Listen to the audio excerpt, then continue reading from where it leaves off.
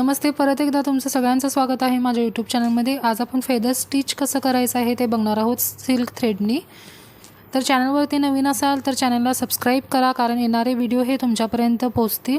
देवी कशी आरी वर्क करायची तो व्हिडिओ आपला आलेला आहे, त्याची लिंक मी डिस्क्रिप्शनमध्ये दिलेली आहे, तुम्ही चेक करू शकता। तसेच आपल्या बेसिक क्लासची प्लेलिस्ट मी दिलेली आहे, डिस्क्रिप्शनमध्ये त्याची लिंक मी दिलेली आहे, तुम्ही चेक करू शकता आणि बेसिक क्लास करून अगदी सोप्या पद्धतीने आरी एम्ब्रॉयडरी करू शकता।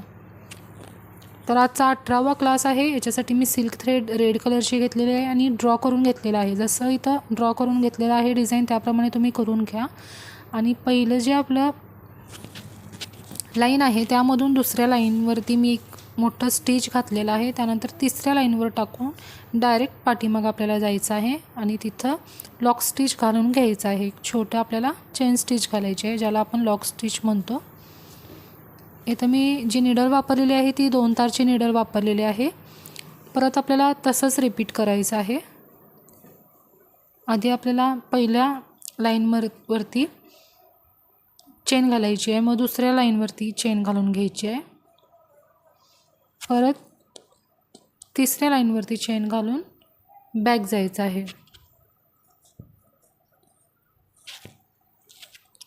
इथं परत आपण लॉक स्टिच घालून घेणार आहोत।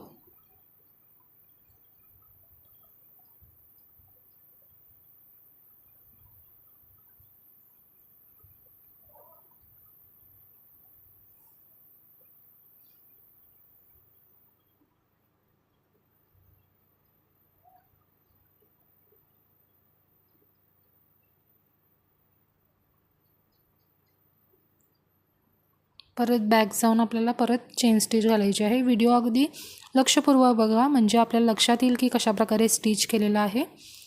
आणखी आपल्याला आरी एम्ब्रॉयडरी डिझाईन कळत नसेल की कसं बनवायचं ते तुम्ही कमेंट करू शकता, तो व्हिडिओ मी तुम्हाला बनवून देण्याचा प्रयत्न करेन। असेच युनिक असे डिझाईन आपण घेऊन येत असतो, व्हिडिओज घेऊन येत असतो, तर चॅनलला सबस्क्राईब करायला विसरू नका।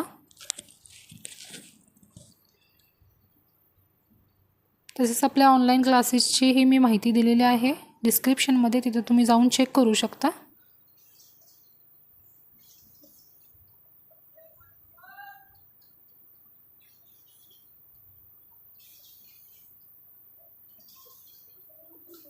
आता या बाजूने आपण जशी चेन स्टिच घालून घेतली त्याच प्रकारे आपल्याला फॉलो करायचं आहे।